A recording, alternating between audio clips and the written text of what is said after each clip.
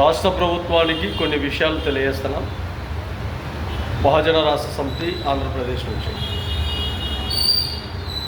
కొన్ని నేరాలు జరుగుతున్నాయి, ఆర్థిక నేరాలు జరుగుతున్నాయి, ఆర్థిక దోపిడీ జరుగుతుంది అంటే సామాన్యమైన వ్యక్తి, సామాన్యమైన ప్రజలు ఒక్కొక్కసారి దొంగతనాలకు, దోపిడీలకు పాల్పడుతూ తన జీవన ఉపాధిగా మార్చుకుంటున్నారు అంటే ఇది పూర్తిగా ప్రభుత్వ వైఫల్యమే అని తెలియజేస్తాను. ప్రభుత్వ వైఫల్యం ఎందుకంటే అక్షరాస్యత, అక్షర రశ్మి ఏ విధంగా అయితే పేర్కొని పోయినప్పుడు కాలం పరిధిలో ఇంకా రాబోయే కాల పరిస్థితులను బట్టి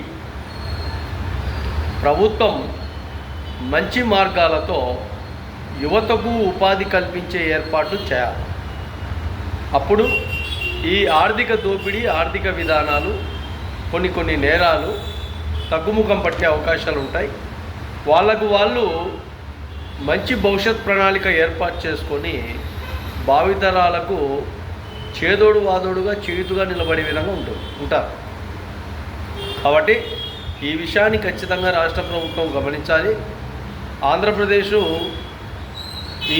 ఈ విధానాల్లో నిర్లక్ష్య వైఖరి కాకుండా మెల్లమెల్లగా ఆర్థిక వనరులు సృష్టించే విధంగా యువతకు ప్రభుత్వం మంచి నిర్ణయాలు తీసుకొని తోడ్పాటు అందించే విధంగా ఉండాలని మరీ రాష్ట్ర ప్రభుత్వానికి తెలియజేస్తాం.